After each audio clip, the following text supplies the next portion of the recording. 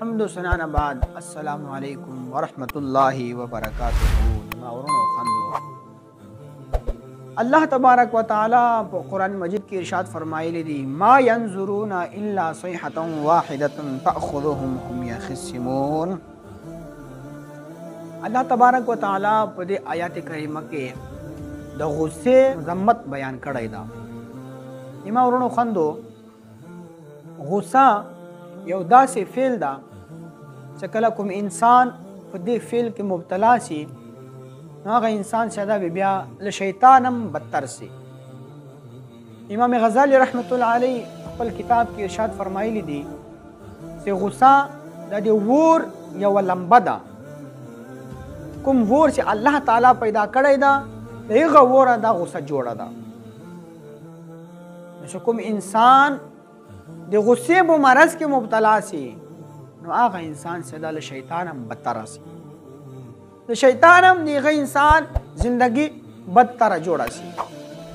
نو خوندو راځي تاسو ته د غصې په تردید کې تاسو ته یو حدیث بیان کما چې رسول پاک صلی الله علیه وسلم ارشاد فرمایلی دی. امام بخاری رحمت الله علیه ارشاد فرمایلی دی خپل کتاب. حضرت ابو هریره رضی الله تعالی عنہ فرمایي یو ورځ ما رسول پاک صلی الله علیه وسلم ته فرمایل یا رسول الله صلی الله علیه وسلم ما ته یو مختصر عمل راوخیا.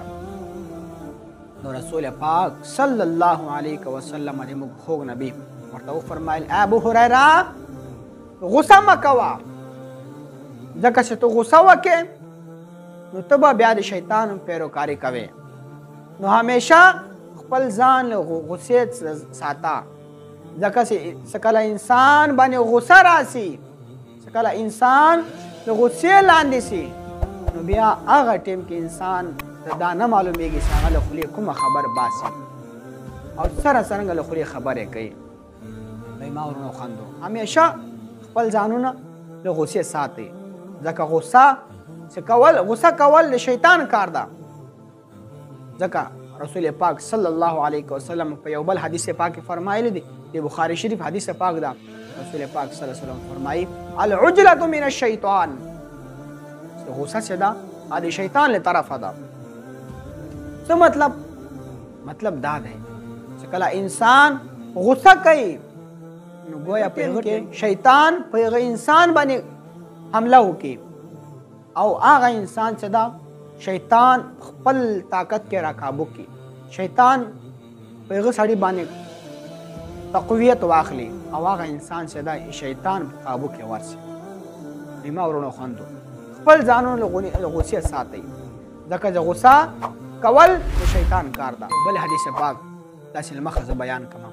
حضرت عبدالله بن مسعود رضی الله تعالی عنه فرمایي چې یوه ورځ موږ ولاړو نو رسول پاک صلی الله علیه وسلم موږ ته وفرمایل چې ما صحابه تاسو ته دا معلومات کیږي چې پهلوان کوم سړي ته وایي. نو صحابه کرام ورته وفرمایل یا رسول الله صلی الله علیه وسلم هغه انسان ته سړی پهلوان وایي چې همیشه مقابلې ګټي، همیشه په هغه په مخ کې څو مقابلې کې ورته راځي همیشه هغه لاندې اچوي هغه ته پهلوان وایي. رسول پاک صلی الله علیه وسلم د مدینه تاجدار دا ورته وفرمایل ای ما صحابه پهلوان هغه سړي ته نه وایي چې کوم انسان په پهلواني کوي او بل سړی چې دا فورا کته په ځمکه باندې واچوي هغه ته پهلوان نه وایي بلکې پهلوان هغه سړي ته وایي چې کوم انسان خپله غصه باندې کنټرول کړي خپله غصه باندې ځان کابو کړي هغه انسان ته پهلوان وایي.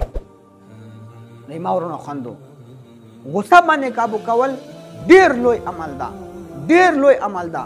چې کوم انسان خپل ځان په غصه باندې کابو کړي هغه انسان چې ده د الله تعالی خوږ ملګری جوړ شي. ما ورونو خوندو نن تاسو ګورئ د موږ په معاشره کې نن سبا هغه سړی خپل ځان ته نر وایي خپل ځان ته تکړه انسان وایي چې کوم انسان راجک سي خپله ښځه باندې ظلم کوي خپله ښځه وایي خپلې ښځې ته بدې خبرې کوي لرګی باندې وایي هغه انسان خپل ځان ته نر وایي. هغه انسان نر نه ده، نر هغه انسان ده چې کوم انسان خپل ځان خپله غوسه باندې خپل ځان کابو کړي. په دې ضمن کې زه تاسو ته یو بل حدیث پاک بیان کما چې هغه عمل چې تاسو وکړئ نو ډایرکټ به الله تبارک وتعالی تاسو جنت ته ولېږي. هغه کوم عمل دی؟ یو ورځ حضرت ابو هريره رضی الله تعالی عنه رسول پاک صلی الله علیه وسلم ته وفرمایل یا رسول الله صلی الله علیه وسلم ما ته یو داسې عمل راوښیه چې د هغه په وجه باندې زه جنت ته ولاړ سم. سبحان الله. نو د مدینې تاجدار حضرت محمد مصطفی صلی الله علیه وسلم ورته وفرمایل ای ابو هريره که ته غواړې چې ته جنت ته ولاړ شې خو له غوسه مه کوه، د غوسې خپل ځان بچ کوه چې کله ته دا عمل وکړې الله تبارک وتعالی به تاسې جنت ته ولېږي. ما ورونو خویندو آخر کې ما تاسو ته دا پیغام ده چې همیشه خپله غوسه باندې خپل کنټرول ساتئ. چې کله تاسو ته غوسه درسي دا یو عمل طریقه کار درښیم، یو عمل درښیم ځکه چې ما عمل د ازمیلی ده. کله تاسو ته غوسه درسي نو دا 5 ګوتې چې دي دا د غاښو لاندې کول. کله تاسو د غاښو لاندې کې دا 5 ګوتې یوه یاره یوه ګوته بیا بله ګوته بیا بله ګوته د غاښو لاندې کوئ. چې کله تاسو ته غوسه درسي نو انشاءالله الله تبارک وتعالی به تاسې په دې عمل کې مدد وکړي او تاسې به چې کومه تاسې باندې چې کومه غوسه راغلې ده هله هغه غوسه به تاسې خلاص شي.